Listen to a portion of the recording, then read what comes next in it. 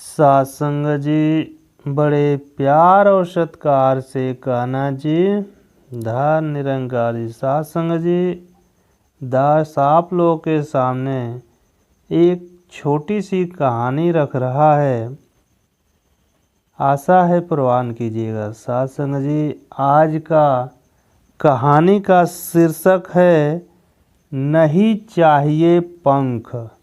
सत्संग जी नहीं चाहिए पंख। सत्संग जी प्यार से कहना जी।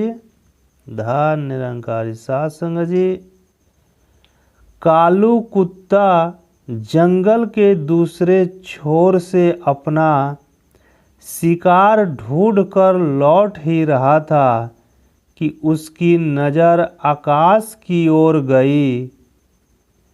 पक्षियों को उड़ते देख मन में विचार आया, काश उसके पास भी पंख होते तो वो भी आकाश में उड़ पाता।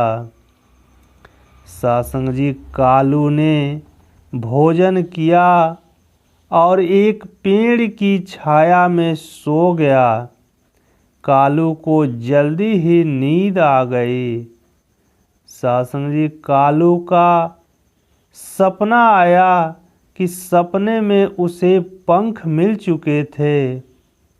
वह अत्यंत खुश हुआ और बड़बड़ाया, वाह रे मालिक, तुम्हारा बहुत बहुत धन्यवाद। कालू पंख पाकर उड़ चला। सत्संग जी कालू उड़कर सबसे पहले निकट के पार्क में पहुंचा। उसे गुलाब का पौधा दिखाई पड़ा। कालू ने पौधे पर बैठने की कोशिश की तो पौधा जोर से चीख पड़ा। फूलों के साथ लगे हुए कांटे कालू के शरीर में चुभे, जिससे उसका शरीर लहूलुहान हो गया। कालू वहाँ से 9-2-11 हो गया। सत्संग जी अब कालू उड़ता हुआ एक बाज में पहुंचा। सत्संग जी अब कालू उड़ता हुआ एक बाग में जा पहुंचा। बाग में आम के पेड़ों पर मीठे मीठे आम देखकर उसका मन ललचा गया। उसने आम को तोड़ने की सोची। सत्संग जी तभी पेड़ों पर बैठे बंदरों ने कालू पर हमला कर दिया। जान बची तो वो वहाँ से भी उड़ चला। सत्संग जी इस बार कालू अपने दोस्त के मालिक की छत पर पहुंचा। छत पर मालिक के बच्चे पतंग उड़ा रहे थे। इतने बड़े जानवर को उड़ता देखा तो वे घबराए। वाह देखो न ताव, आओ देखा न ताव। बच्चों ने छत पर पड़े पत्थर कालू की ओर फेंके। कालू डर गया और वहाँ से भी उड़ चला। सत्संग जी कालू ने हिम्मत नहीं हारी।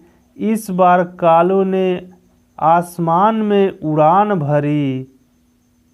पक्षियों का एक दल उस समय आसमान में उड़ा जा रहा था।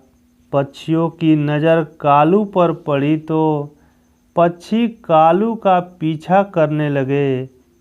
कालू घबराया। वह तुरंत नीचे की ओर आने में ही अपनी भलाई समझी। उसे हरा भरा एक खेत देखा। वह नीचे खेत की ओर बढ़ा। कालू के पंखों की आवाज़ सुनकर खेत में काम कर रहे किसान ने कालू की ओर अचरज भरी निगाहों से देखा। किसान ने अपने बैलों की ओर इशारा किया। बैलों ने कालू का पीछा किया। यहाँ भी कालू की दाल न गली। वह पुनः उड़ चला। सत्संग जी कालू का भूख प्यास के मारे बुरा हाल हुआ जा रहा था। पानी पीने की गरज से कालू उड़कर एक नदी के तट पर आया। ज्यों ही उसने पानी पीने के लिए नदी में अपने पैर बढ़ाए, एक घड़ियाल पानी के ऊपर निकला। कालू बिना पानी पिए वहाँ से भी उड़ चला।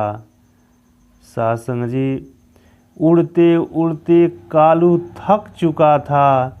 उसे अपने जंगल की याद सताने लगी। वह उड़ता उड़ता जंगल की ओर बढ़ा और नीचे उतरा। जंगल का राजा शेर और अन्य जानवर मज़े से हंस बोल रहे थे। कालू भी जाकर उसके बीच में बैठ गया। जानवरों ने कालू की ओर दोस्ती का हाथ बढ़ाया। कालू खुश हुआ। तभी कालू की नींद भंग हुई और उसकी आंखें खुली। वह बड़बड़ाया, नहीं चाहिए मुझे पंख, मैं जैसा हूँ वैसा ही ठीक हूँ।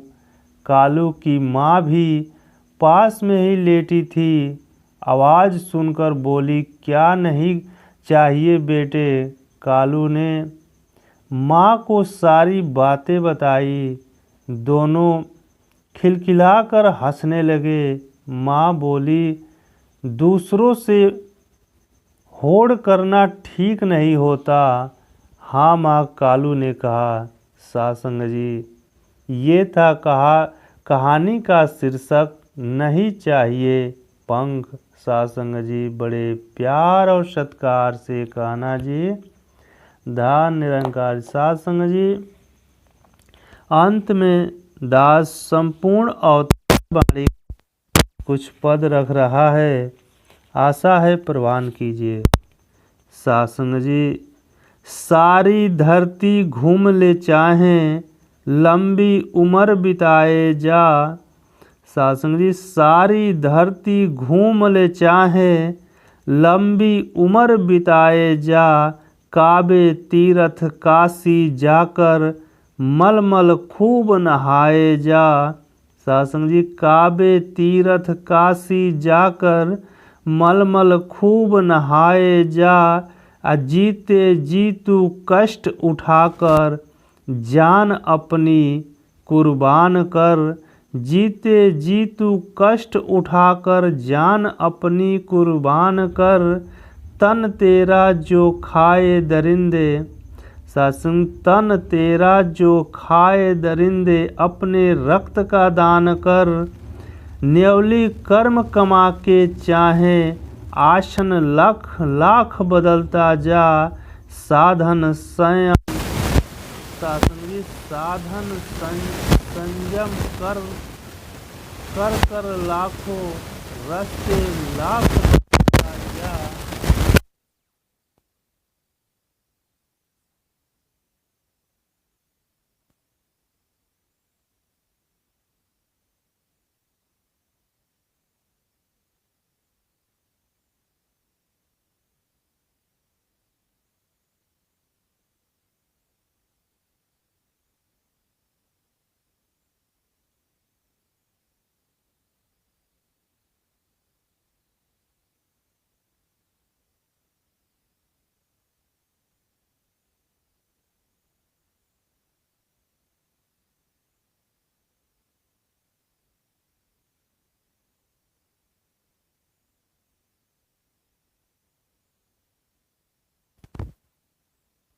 है तो ही पर उतार।